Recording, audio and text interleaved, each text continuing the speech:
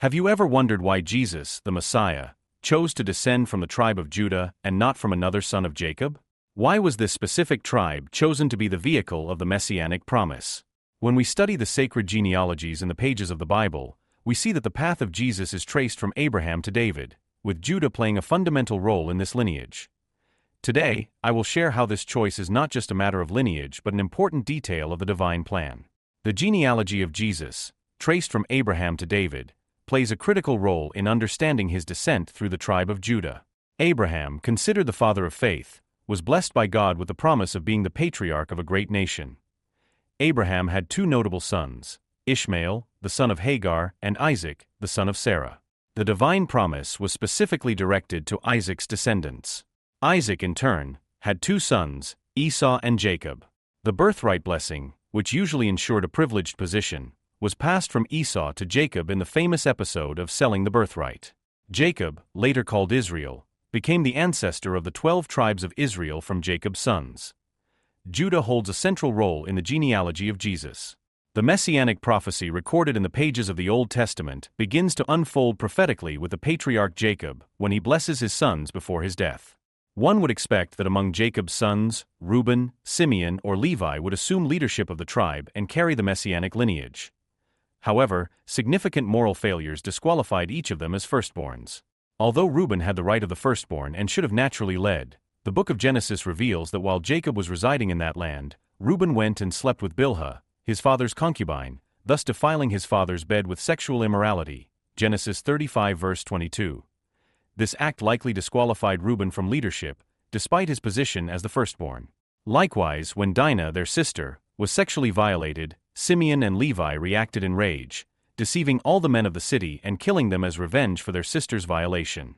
This violent response provoked a severe rebuke from Jacob. Their unrestrained fury and deadly act of vengeance certainly made them unfit for the messianic lineage.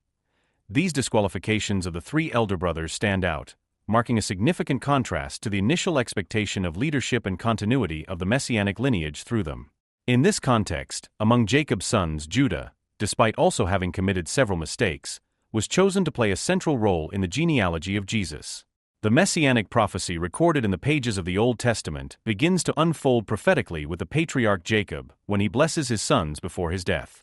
In Genesis chapter 49, verse 10, Jacob prophesies about Judah, declaring that the scepter will not depart from Judah, nor the staff from between his feet, until Shiloh comes, and to him shall be the obedience of the peoples.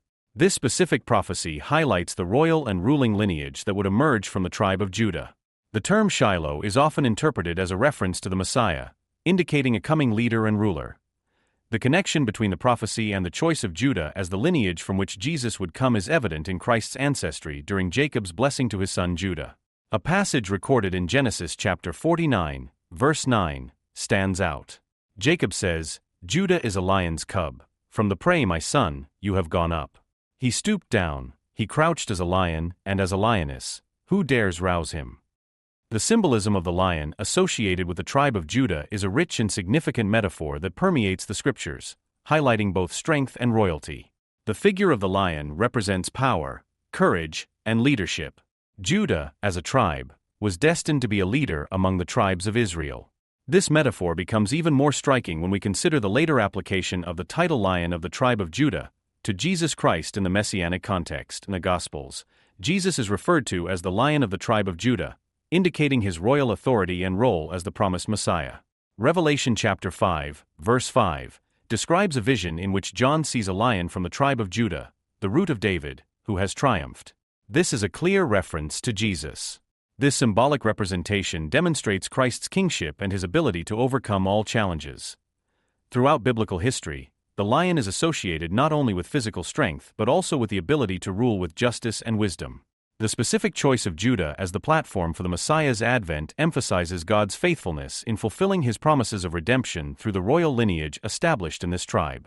By analyzing this choice in light of theology, we can find a convergence of divine characteristics and purposes that intertwine in a unique way in Genesis. When Jacob prophesies about Judah, he highlights not only the leadership and the scepter that would remain in his lineage but also mentions that the obedience of the peoples would be turned toward him. This suggests a distinct authority and messianic role assigned to the tribe of Judah.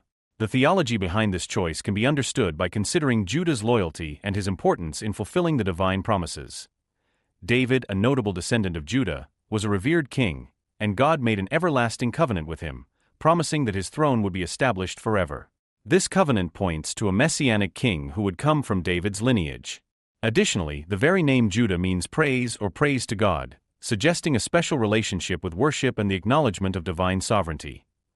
The tribe of Judah, throughout its history, demonstrated faithfulness and commitment to God, making it a significant choice for the coming of the Messiah. By comparing the tribe of Judah with Jacob's other tribes, we can perceive a clear distinction and a special purpose. The theological focus that designated Judah as the messianic lineage is meaningful. Each of the 12 tribes has its unique characteristics and contributions to the history of the people of Israel.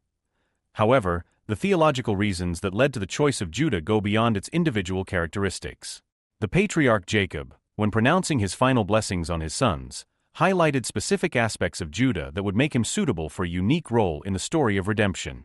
In Genesis 49, Jacob prophesies about Judah, describing him as a lion, indicating strength, leadership, and royalty. These characteristics were essential for the messianic mission that would unfold through his lineage. By delving deeply into biblical stories, we perceive small details and decisions that show how everything was already properly outlined within the divine plans, in preparation for the lineage that would lead to Jesus. The story of Joseph is a rich narrative that vividly illustrates divine providence in the choice of the tribe of Judah to play a fundamental role in the messianic lineage. The saga of Joseph begins with his father Jacob's favoritism toward him, manifested by the gift of a colorful tunic. This gesture generates jealousy among Joseph's brothers, leading them to conspire against him and even consider killing him. However, Judah's choice to propose selling Joseph instead of killing him marks a crucial turning point in the biblical narrative, with profound implications for Judah's posterity and the unfolding of God's plan. In Genesis 37, verses 26 and 27, we read, "Judah said to his brothers, 'What will we gain if we kill our brother and cover up his blood? Come, let's sell him to the Ishmaelites and not lay our hands on him. After all, he is our brother, our own flesh and blood.'" His brothers agreed. This decision not only immediately preserved Joseph's life but also had broader, unexpected ramifications. By being sold as a slave, Joseph is taken to Egypt, where, through divine providence, he rises to a position of influence and plays a crucial role in preserving life during the impending famine. This twist in the story not only saves Joseph but also sets the stage for a future encounter with his brothers. Furthermore, Judah's decision not to kill Joseph has significant theological implications, as choosing sale over murder aligns with God's plan. This event begins to shape the course of history. Judah, unknowingly, becomes an integral part of the divine plan by preserving Jacob's lineage. The eventual reunion of Joseph and his brothers symbolizes not only reconciliation and forgiveness, but also solidifies Judah's essential role in the messianic lineage. Judah's descendants become a central piece in the revelation of the Messiah. Prophetically, Judah's choice is crucial to fulfilling Jacob's words about the scepter that would not depart from Judah until Shiloh came. Another act of divine providence worth mentioning is the story of Tamar, recorded in Genesis 38. Before continuing, as usual, I ask for your like and subscription to the channel to help us continue this work and ensure that YouTube recommends more videos like this to you. And we're back to the video. Tamar was Judah's daughter-in-law, having married two of his sons, Er and Onan, both of whom died prematurely. According to the Levirate tradition, which required a brother to marry the widow of a deceased brother to ensure offspring, Tamar was supposed to marry Judah's third son, Shelah, when he reached the appropriate age. However, Judah hesitated to fulfill this tradition, likely fearing for Shelah's life, considering the circumstances surrounding the deaths of his other sons. Tamar, aware that her future was at stake, took a clever step upon realizing that Judah would not give her Shelah as a husband. She disguised herself as a prostitute and presented herself to Judah. Judah, not recognizing her, approached and had relations with her. Since Judah did not have money at the time, Tamar asked for something as collateral until payment could be made. He gave her his seal, cord, and staff. Later, when it became evident that Tamar was pregnant, she sought out Judah and gave him the news. Initially, Judah was furious. He was unaware that Tamar had disguised herself and believed that she had engaged in illicit relations, accusing her of being deceitful. Judah demanded an explanation. That's when Tamar revealed her strategy and presented the items he had given her as collateral. Realizing his mistake, Judah acknowledged the justice in Tamar's actions, stating that she was more righteous than him. Tamar gave birth to twins, Perez and Zerah, and Perez became a significant ancestor in the lineage that would lead to the messianic descent. This story, marked by Tamar's cunning and divine intervention in the preservation of Judah's lineage, illustrates how God uses even complex situations and questionable human choices to fulfill his purposes. Divine providence ensured that the messianic line would continue through Judah, even against his own will, paving the way for the coming of the Savior. Cannot forget the story of Ruth, a moving narrative set in Bethlehem during a time of famine in Israel. Ruth, a Moabite, and her mother-in-law Naomi, returned to Bethlehem after the death of their husbands. Ruth, displaying extraordinary commitment, decided to stay with Naomi and adopt her faith. Ruth chose to work in the fields during the harvest, and it was there that she caught the attention of Boaz, a close relative of Naomi and crucially of the lineage of Judah.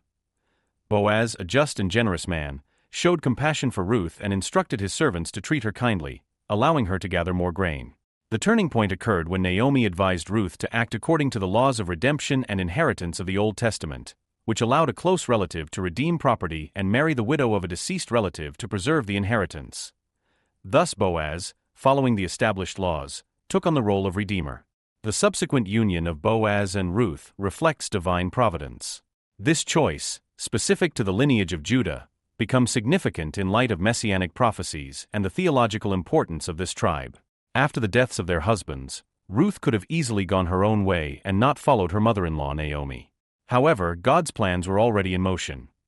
The story of Ruth is a vivid demonstration of how God orchestrated seemingly everyday events to fulfill his greater purposes, preparing the way for the coming of the Messiah. The relationship between Boaz and Ruth not only blessed their lives but also contributed to the divine plan of redemption and reconciliation. In addition to these stories, we must also remember the messianic promise given to David, which further highlights the importance of the tribe of Judah. When we look at the genealogical records in the Gospels, both Matthew and Luke highlight Jesus' descent, tracing it back to David and subsequently to Judah. The fulfillment of the messianic prophecy in Jesus, as a descendant of the tribe of Judah, strengthens the understanding of the divine promise throughout the history of the people of Israel. David, chosen by God as king, had a lasting impact on the history of Israel. His reign is marked by military victories, the development of the nation, the conquest of Jerusalem as the capital, and the promise made to David, recorded in 2 Samuel, chapter 7. This is a crucial moment in the history of Israel. God promised David that he would establish his descendant as king, and this reign would be eternal. The passage states, "I will establish a place for my people Israel, and plant them so that they may have their own place and no longer be disturbed. Wicked people will no longer oppress them as they did at the beginning." This promise is filled with messianic significance, pointing to a future king who would bring stability, justice, and an eternal kingdom. The connection to Judah becomes evident when we observe later prophecies that specify that this promised descendant would come from David's lineage, who, in turn, belonged to the tribe of Judah, culminating in Jesus Christ. It is essential, however, to remember the unconditional covenant that God made with David. "When your days are fulfilled and you rest with your fathers, I will raise up your offspring after you, who will come from your own body, and I will establish his kingdom. He will build a house for my name, and I will establish the throne of his kingdom forever." After David's death, his son Solomon assumed the throne of Israel. Under Solomon's reign, Israel experienced a period of great prosperity and development. Solomon became known for his wisdom, ruling with justice and achieving international prominence. However, as Solomon aged, his reign began to face challenges. After Solomon's death, Israel split into two rival kingdoms, the northern kingdom, represented by Israel, and the southern kingdom, represented by Judah. Over generations, wicked kings led Israel into idolatry and disobedience. Despite there being a mix of both good and bad kings in both kingdoms, Judah managed to maintain the dynastic line, culminating in the lineage that would lead to Christ. During the Assyrian invasion and exile, the apostate north of Israel was annihilated, effectively erasing 10 tribes from history. However, Judah's lineage remained, among the 12 sons of Jacob. Judah emerged as a remnant, a small flame that kept the spark of divine leadership alive. This scenario, as foretold in the prophecies, confirmed that the scepter of leadership indeed rested with the tribe of Judah. By choosing Judah, God not only fulfilled the prophecies but also established a solid foundation for Jesus' mission on earth. Judah's lineage symbolizes the continuity of the promise of a Redeemer, and the fulfillment of these prophecies in Jesus Christ reveals the magnitude of divine love and wisdom. By understanding Judah's election, we are led to contemplate the greatness of God's plan and to acknowledge His sovereignty in the trajectory of redemption. I hope you enjoyed today's video. If you stayed until the end, I ask you to leave a like, subscribe to the channel, and click on one of the 2 videos that will appear on the screen to continue watching. Thank you, and God bless you.